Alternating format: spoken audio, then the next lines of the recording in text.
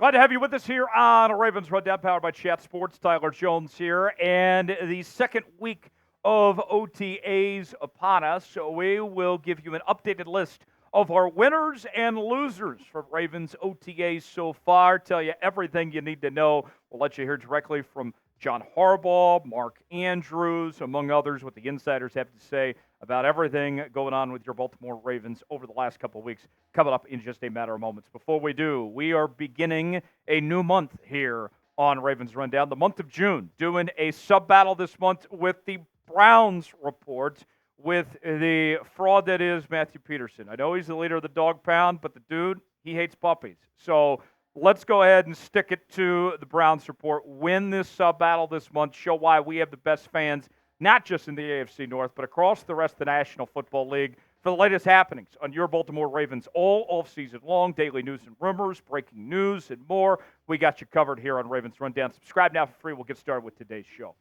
Let's begin with Rashod Bateman, the Ravens wide receiver. A lot has been made about Rashod Bateman this offseason as the Ravens have high hopes, high expectations. Shout out Panic at the Disco for the high hopes on Rashod Bateman heading into 2024 as he steps into the wide receiver 2 role with the departure of Odell Beckham Jr. coming off a disappointing season in 2023. New contract and all. Pressure is on Rashod Bateman to step up and fill the void, if you will, and come into his own. Bateman hasn't lived up to the expectations of being the former first-round pick that he was a couple of years ago. Bateman comes in fully healthy now, and the talk over the last couple days has been the respect that he's gaining, the attention from his teammates, from the likes of Mark Andrews to Nate Wiggins on the defensive side of the ball, among others. In fact, Andrews, with a glowing endorsement, said the following: "He looks incredible. He looks as put together as he's ever been. It's going to be a big year for Rashod Bateman. I'm calling it now." So some high praise there, as you can see, from Mark Andrews in regards to Rashod Bateman. But that's not all, folks. Check out this report from BaltimoreRavens.com. Bateman is in a position to flourish. He's practicing well, too, including making a tightly contested leaping touchdown catch during Thursday's practice. First-round rookie corner Nate Wiggins said Bateman has been the hardest wide receiver for him to cover so far. So, how about that? When they're talking about you on both sides of the football, you're doing something right. So Rashod Bateman putting in the work, off to a good start here in the offseason training program. Do you believe in Rashod Bateman? Is he going to get the job done for the Baltimore Ravens and be good enough for this team as that number 2 receiver? What do you guys think? It's our pinned comment today. B for believe, D for don't. Weigh in the comment section. Let us know what you think. To the losers list we go, and we begin with Lamar Jackson. And let me preface this by saying, Lamar did not do anything wrong by skipping OTAs. We saw John Harbaugh say that that's his choice. It's voluntary. He doesn't have to be here. All of that's fine. Lamar's going to be okay. He's a 2-time MVP. He knows this system. I'm not worried about Lamar. Why he's on the losers list is I don't know if he was actually aware that missing OTAs was going to cost him $750,000. Remember, he doesn't have an agent. It was in his contract, and according to Mike Florio, Pro Football Talk, that may have been forgotten about in negotiations, the terms here, that Lamar had to be there in order to get this money. Listen to this from Mike Florio, doing some investigating here. Then there's the question of whether Jackson realized he'd lose the money if he didn't show up for at least 80% of the workouts. A good agent's job would have been to make sure he knows, especially since an agent making the maximum 3% fee would have had $22,500 writing on it. If a good agent could have gotten the Ravens to ditch the workout bonuses, that would have gone a long way towards paying the agent's fees. With $32.5 million in 2024 compensation, $750,000 equates to 2.3% of his total pay. Now, Lamar's going to be fine. It's not the end of the world for him not to have $750,000, but that's still a big chunk of change. It's 2% of his salary. So for me, that's why he's on the losers list, because I just don't know if he was aware that he was going to lose that money by not being there. Are you concerned about Lamar Jackson missing OTAs? I'm really not. I'm more concerned for him of missing out on the money. What do you guys think? Y for yes, in for no. Let us know if you're concerned or not. Another winner on this list, that's where we find Trenton Simpson, the second-year linebacker out of Clemson, who is stepping into a new role this year, replacing Patrick Queen.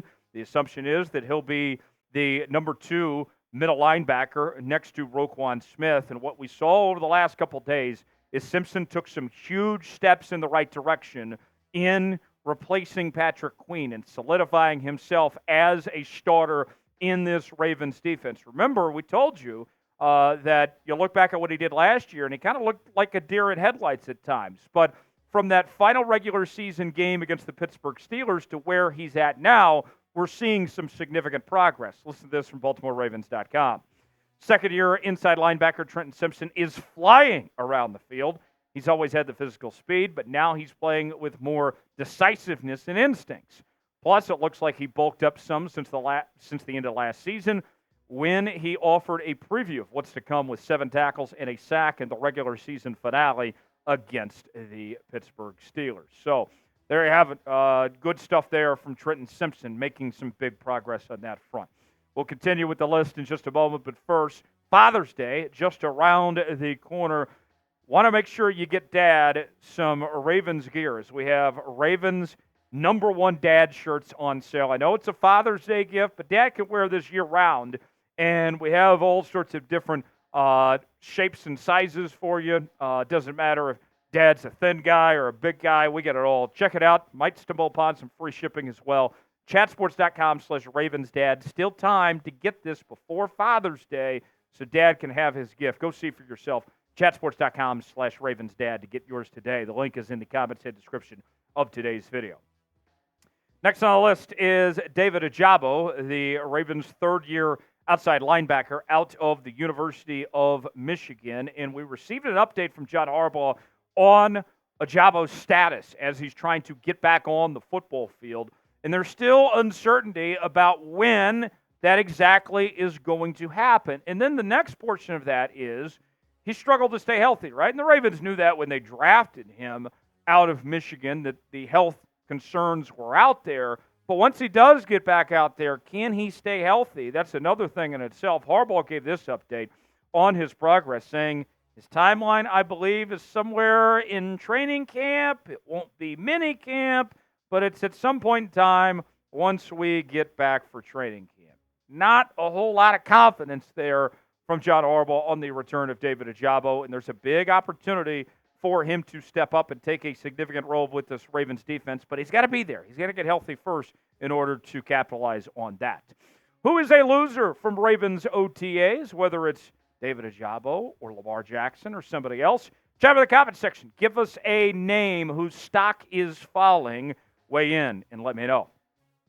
Back to the winners list, we find Ardarius Washington at the safety position. And with the departure of Geno Stone, there's a big opportunity for the number 3 safety position in Baltimore. We know the Ravens are going to use 3 safeties a lot. That means significant playing time. You're not really a backup when you're the number 3 safety in this Ravens defense, as you'll see a lot of time on the football field. And for Ardarius Washington, he so far is capitalizing on this chance to win the job and take on a significant role in the Ravens defense. Listen to this from BaltimoreRavens.com. Besides the offensive line competitions, the battle for the number 3 safety job, replacing Geno Stone, may be the most hotly contested. Ardarius Washington, who came up with a tip ball interception Thursday, is probably the leader. He has a nose for the football similar to Stone, who led the AFC in interceptions last season. If he does even similar production to Geno Stone, I think the Ravens would be thrilled if they could get that out of Ardarius Washington. Our final loser on the losers list is Daniel Faalele at the offensive tackle position. And for Faalele, it's not like he's done necessarily anything wrong, but from all the reports and everything that we've seen, dating back to rookie minicamp and now to OTAs, all the momentum is headed towards Roger Rosengarten's direction to be the starting right tackle. It seemed like Rosengarten was in good shape anyway, but now with how things have progressed and how Rosengarten has looked, he's in the driver's seat to win this job. It almost feels like a foregone conclusion at this point that he'll be starting at right tackle. Listen to this from Lockdown Ravens. It's not as if Roger Rosengarten has already won the job at right tackle, but it feels like it's the inevitable. There's no room for Faalele in there. So there you have it on that front with him. Back to the winners list. Let's stay at the offensive tackle position. That's where we find Ronnie Stanley. Ronnie Stanley in a pivotal year in 2024. You guys know about the injury issues that he's dealt with, and even when he's been on the football field, he has not looked like the all-pro player that he was a few years ago. Stanley needs a bounce-back year in 2024, and so far what we've seen throughout these off-season workouts, he's putting in the work to get back on track and look like his former self. John Harbaugh spoke glowingly of Stanley, said the following: he's been here for every OTA and the workouts, and he's looked good. I was pleased, very pleased. Ronnie's talented. He's working super hard. He's getting tested. These guys like Adafe and these guys are bringing it.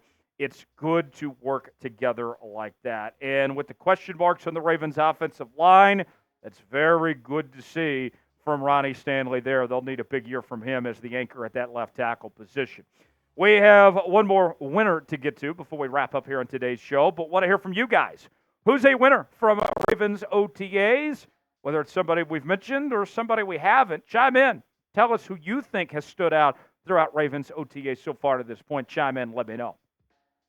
Last on the winners list, we go to the rookie corner, Nate Wiggins, out of Clemson. He has been one of the stars of the show for the Baltimore Ravens over the last couple of weeks, and he's in a heated competition for one of those starting outside corner roles, and we got to see him take the podium for the first time and showed a lot of excitement. We mentioned what he said about Rashad Bateman earlier, and one of the things that stood out to me of listening to these press conferences over the last couple of days is what his defensive back coach, Doug Mallory, had to say. Mallory already speaking very high of Nate Wiggins, and with how good this defensive back room is, might I add you, with the corners and the safeties, if attention is being turned to Wiggins specifically, that tells me that Wiggins is doing something right, that he's really on the right track forward. Listen to this from Mallory here. He's an extremely hard worker, smart and intelligent. We see him out here on the field, and he's got great length, and that's the thing. It's hard to find corner that have the type of length and run like he runs, but he has great balance, body control, and change of direction there. So there you have it. That's our full list of winners and losers. The updated list through 2 weeks of Ravens OTAs. For continuing Ravens offseason coverage, subscribe now to Ravens Rundown by Chat Sports, youtube.com/RavensTV. I'm Tyler Jones, and we'll see you next time.